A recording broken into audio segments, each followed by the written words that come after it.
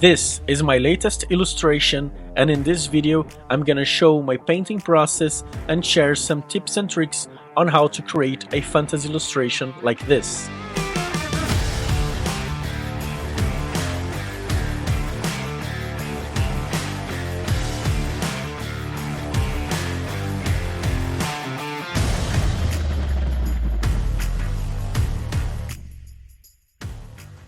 Hey everyone! Welcome to another Mind Sketch Studio video. My name is 𝗕𝗵𝘃𝘁cie. I am an illustrator, and in this video I'm gonna share all my painting process from my latest artwork.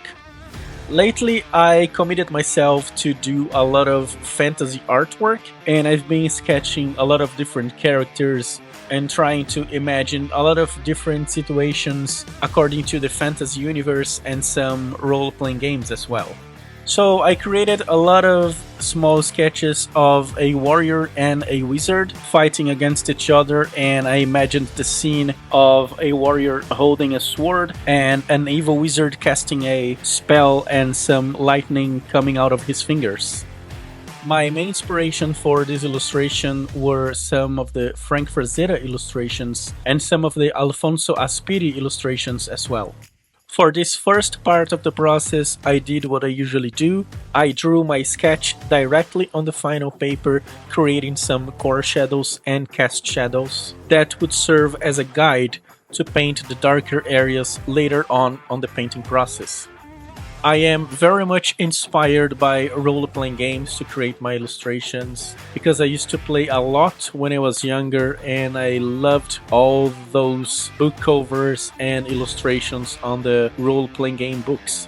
For this illustration specifically, I thought about having a sort of evil sacrifice altar in the middle of the scene where the wizard could cast some evil spells and sorcery against our hero. Well, that's what I thought about on this illustration, having a very specific sword and sorcery theme, which I love.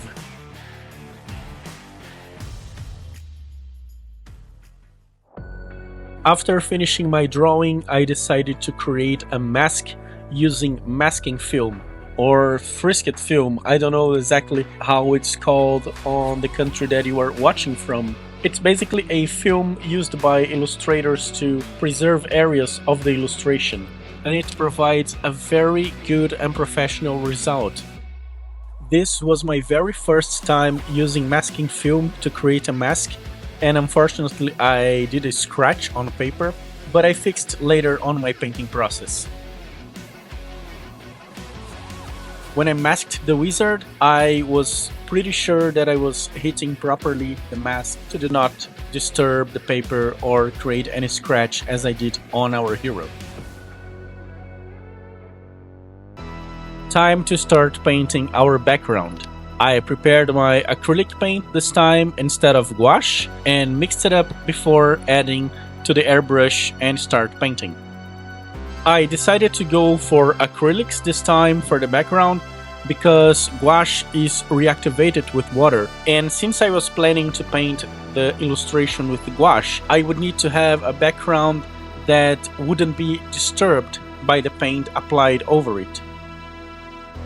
I wanted to have a very vivid red color on the background and a purple color on the altar and a little bit of black over it to make it darker.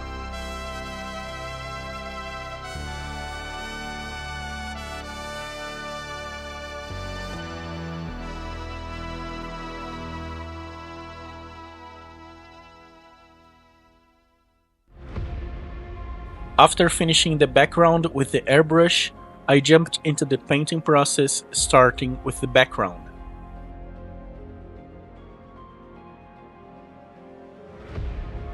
I added a couple of tree roots on the altar with a little bit of moss, because my idea was creating a sort of evil life form coming from the mystical area in the illustration.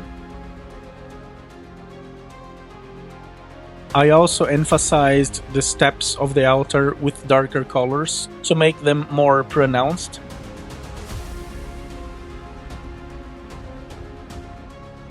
And then I went for my favorite part, which is painting cracks and debris when painting rocks.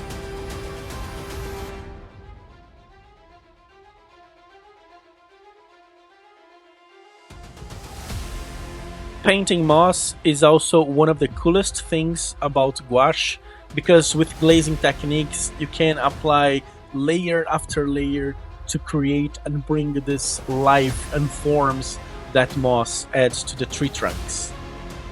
I finished the altar with more cracks and debris, and then I started the painting process of the fantasy characters.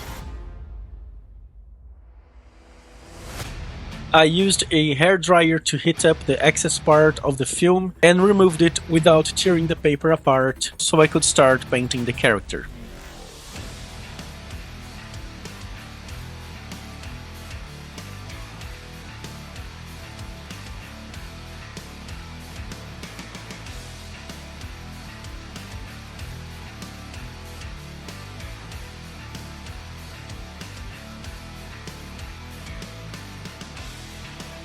I always start painting the skin tones first, especially in this case that our hero had almost no clothes. So I think it's really nice to emphasize muscles, shades, and light and dark areas when a superhero or a character has a lot of muscles.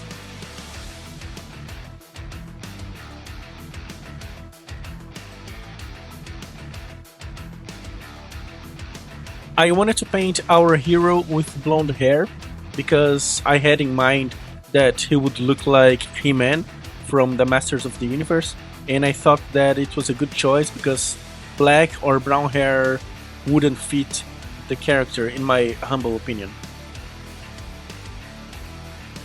I also wanted his sword guard and necklace to be gold, so the character could have a sort of unification on his own colors.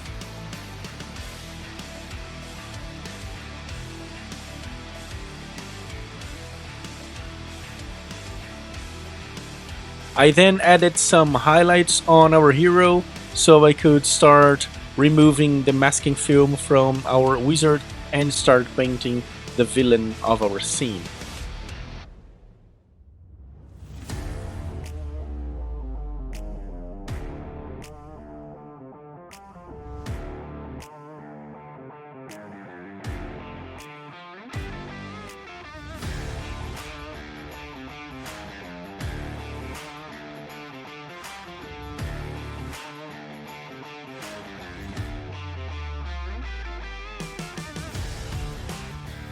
I used the same principles to paint the villain, starting with the skin tones first and then going to the clothes, armory, and some other character details.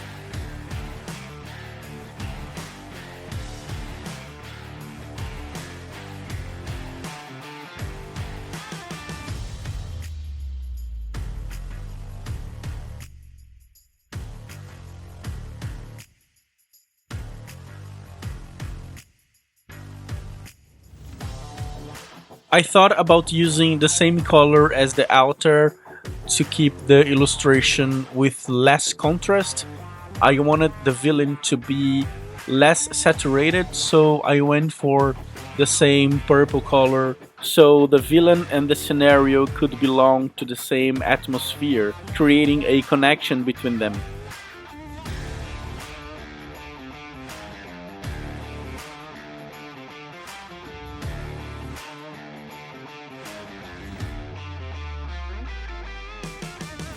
I don't know why, but I really love to paint wizard eyebrows. I think they look more threatening and more evil with big eyebrows. I don't know, I just love it.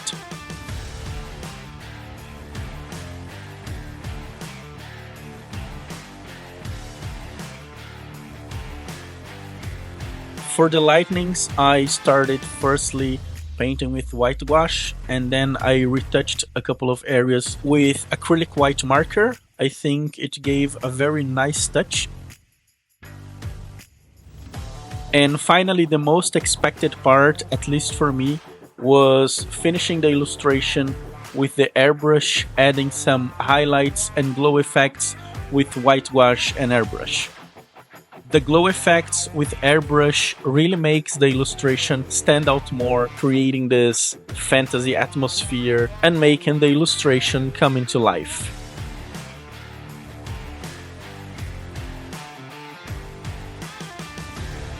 And this is the final illustration, which I called Sword and Sorcery.